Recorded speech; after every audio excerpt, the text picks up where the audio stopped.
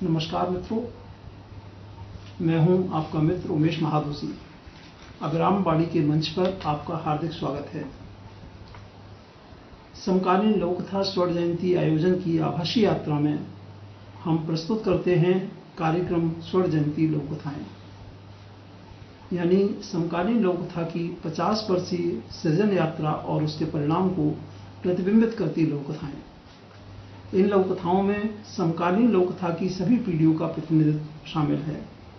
इस प्रस्तुति में हमारी दृष्टि एक ओर लोककथा में अनुभूति की सघनता, बदलते जीवन मूल्यों की शाश्वतता और अपने समय की जड़ता को चुनौती देती अभिव्यक्ति पर है, तो दूसरी ओर विगत 50 वर्षों में समकालीन लोककथा के रूप स्वरूप में हुए परिवर्तनों और परिवर्धन का नोट लेना भी आवश्यक है।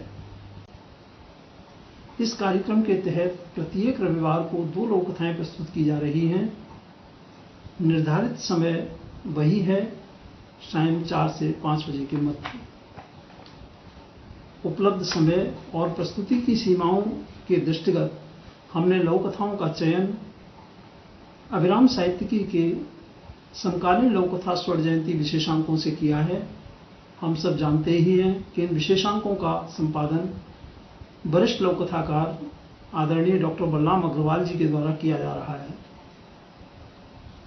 चयनित लोककथा संबंधित विशेषांक में प्रकाशन के उपरांत ही इस कार्यक्रम में शामिल की जाएगी। हमारा यह भी प्रयास है कि इस प्रस्तुति की लोककथाएं सामान्य पाठक की पसंद भी बन सकें।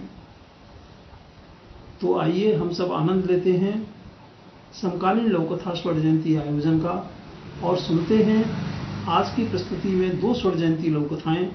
वाचन उमेश महादोशी यानी मैंने किया है। आज की पहली लोककथा है श्री श्याम सुंदर अग्रवाल जी की रिश्ते और दूसरी लोककथा है श्री संतोष सुपेकर जी की नया अन्वेषण।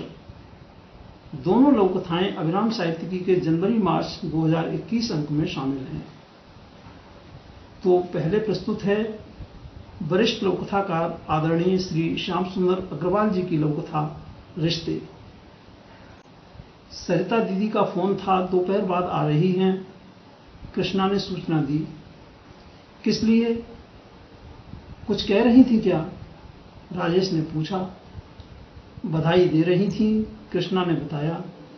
किस बात की? राजेश को जानने की उत्सुकता हुई। साक्षी का रिश्ता तय कर दिया है, शादी भी इसी माह है। साक्षी का रिश्ता हो गया? चलो अच्छी बात है, राजेश ने ठंडे से स्वर में कहा। दीदी भात के लिए न्योतने आ रही हैं। बहन के आने पर राजेश का चेहरा निस्तेज सा था। कृष्णा चाय पान ले आई। ननद से घर परिवार की बातें भी पूछती रही। चाय पान के बाद सरिता बोली, भैया तुम्हारी भांजी की शादी इसी माह की 30 तारीख की तय हो गई है। भाभी भी बच्चों सहित पहुंचना है और तुम्हारे जीजाजी ने कहा है भात देते वक्त उनकी प्रतिष्ठा का ध्यान रखना। तुम्हारी बहन की इज्जत का भी सवाल है भैया। बहुत देर से खामोश बैठे राजेश ने आकर चुप्पी तोड़ी। दीदी बात ऐसी है कि आपको मेरी हालत दिख ही रही है। किराए के मकान में हूं, तनख्वाह में तो गुजारा भी बड़ी कठिनाई से होता है। बच्चों को ढंग से पढ़ा भी नहीं पा रहा हूं। ऐसे में मैं भैया सामाजिक रीति रिवाजों का निर्वाह तो करना ही पड़ता है। ऐसे वक्त तो भाई कर्ज लेकर भी अपना और अपनी बहन का दोनों का मान रखते हैं। राजेश को जैसे बड़ी शक्ति मिल गई। बोला, दीदी पिताजी जो छोटा सा मकान छोड़ गए थे उसमें से भी तुमने अपना हिस्सा ले लिया, तभी आज किराए के मकान में बैठा हूं। भैया मैंने तो कानून के अनुसार ही अपना हिस्सा लिया। सरिता ने राजेश की बात बीच में ही काटते हुए कहा, तुम्हारे हिस्से का तो कुछ छीना नहीं। दीदी, सरिता की तिलमिलाहट भरी दलील सुनकर भी राजेश संयत स्वर में बोला, जिस कानून के तहत आपने अपना हिस्सा लिया उसमें यह तो कहीं नहीं लिखा कि मामा ने भांजे या भांजी की शादी में भात देना ही देना है। भाई ये तो सामाजिक रीति रिवाज है। सरिता हक जमाती सी बोली। दीदी, पारिवारिक रिश्तों में सरकार और समाज दोनों के कानून एक साथ नहीं चलते, उनमें से एक को ही चुनना होता है। आपने सरकार का कानून चुना, इसलिए समाज के रीति रिवाज निभाने की दुहाई देने का कोई हक नहीं रह गया आपको।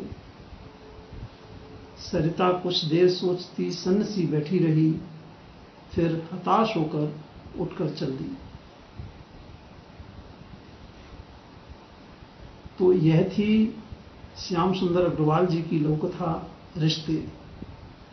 और अब प्रस्तुत है श्री संतोष सुपेकर जी की लोककथा नया अन्वेषण। हमारे समाज के कार्यक्रम में अचानक जेपी दिख गया। जेपी हमारे दफ्तर का भृत्य। अरे, मैंने आश्चर्य से आंखें चौड़ी करते हुए पूछा, तुम यहां? तुम हमारे समाज से हो? जी हां सर, उसने मुस्कुराते हुए कहा। घर में भी अपनी भाषा बोलते हो? बिल्कुल सर। कमाल है, इतने लंबे समय से दफ्तर में साथ हो, कभी बताया नहीं तुमने कि मेरी जात वाले ही हो। हां, उसका स्वर धीमा हो गया और मुस्कान कुछ तीखी। आपने कभी पूछा ही नहीं, मैंने बताया नहीं। बताना चाहिए था यार, हम ही तुम्हें बस जेपी जेपी बोलते आए हैं आज तक, कभी तुम्हारे पूरे नाम पर ध्यान ही नहीं दिया। गलती मेरी भी है। नहीं, गलती तो मेरी ही है साहब। मैं कोई अफसर थोड़ी हूं जो कोई मेरी भाषा मेरी जात पर ध्यान दे। उसकी पीड़ा अब मुखर हो उठी और एक नया सच अन्वेषित हुआ। 21 साल से इस दफ्तर में हूं। जब भी कोई नए एचओडी पोस्टिंग पर आते हैं, उनकी जाति, धर्म, भाषा, इंटरेस्ट सब पहले से पता कर लिए जाते हैं। उसी हिसाब से काम होने लगते हैं, त्योहार उत्सव मनने लगते हैं। पर हमारा क्या, हम तो क्लास 4 वाले हैं। हमारी जाति भाषा जानने से किसी की सीआर थोड़ी ही सुधर जाएगी। खैर छोड़ो साहब ये बातें, आप तो भोजन करो। तो यह थी श्री संतोष सुपेकर जी की लोककथा नया अन्वेषण। इसी के साथ हम लेते हैं आपसे विदा। आगामी रविवार को 2 और स्वर्ण जयंती लोककथाओं के साथ फिर होगी मुलाकात। समकालीन लोककथा स्वर्ण जयंती की हार्दिक शुभकामनाएं। अपना और अपनों का बहुत ध्यान रखिएगा। नमस्कार मित्रों।